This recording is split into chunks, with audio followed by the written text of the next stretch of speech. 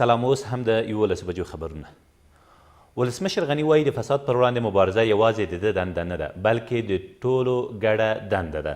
ښاغلي غني نن سهار په ولسمشرۍ ماڼۍ کې د فساد پر وړاندې د مبارزې د نړیوالې ورځې په اړه جوړه شوې ناسته کې زیاته کړه. په هېواد کې د بېعدالتیو او ناامنیو لوی لامل فساد دی، خو د ملي یووالي حکومت د فساد د جرړو د وچولو لپاره ژمن دی.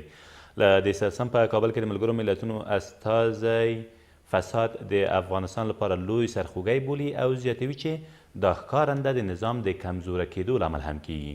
په ورته وخت کې د امریکا سفیر بیا په دې باور دی چې فساد د بېثباتیو، ناامنیو او آن د حکومت پر وړاندې د بېاعتمادۍ لامل شوی دی.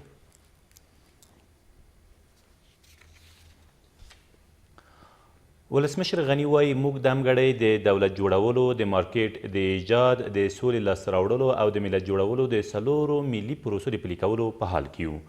ښاغلي غني تېره ورځ د کابل پوهنتون د علمي شورا او د دې پوهنتون د زده کړیالانو د ټولنې له غړو سره په کتنه کې زیاته کړه چې د دولت جوړولو له بهیره پرته افغانستان ثبات نه مومي او پوهنتونونه باید داسې کادرونه تولید کړي چې د دولت جوړولو پروسه بریالۍ او جرمي شبکې ماتې کړي.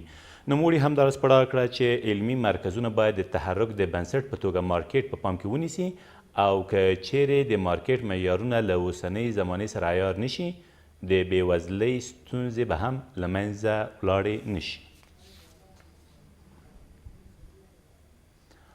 د نشه یي توکو پر وړاندې د مبارزې وزیره وایي په روان کال کې په ټول هیواد کې په 2,63,000 هکتاره ځمکه کې نشه یي توکي کرل شوي چې د تیر کال پر تله پکې 60% کموالی راغلی دی.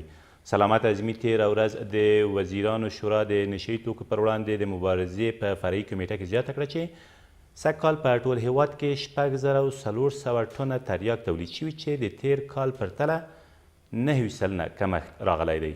د نوموړي په وینا پروسه کال په ټول هیواد کې په نږدې 3,10,000 هکتاره ځمکه کې نشه یي توکي کرل او همداراز 9,000 ټنه تریاک تولید شوي وو.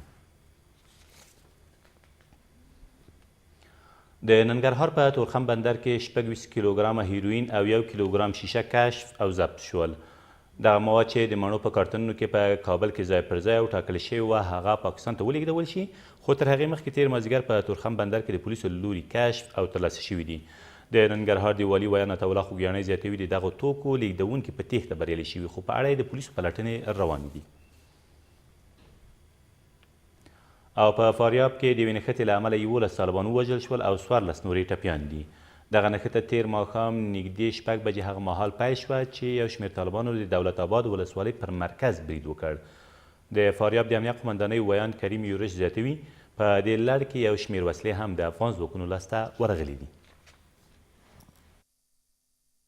6 بجه عصر روز گذشته که مخالفین موسوی دولت در حمله تهاجمی و گسترده را بالای مرکز ولسوالی دولت آباد ما آغاز نموده بود که خوشبختانه با شجاعت و مقاومت نیروهای دلیر امنیتی ما حمله دشمن به عقب زده شد و در نتیجه 11 تن از افراد دشمن کشته شد و 14 تنشان شدیداً زخم برداشت.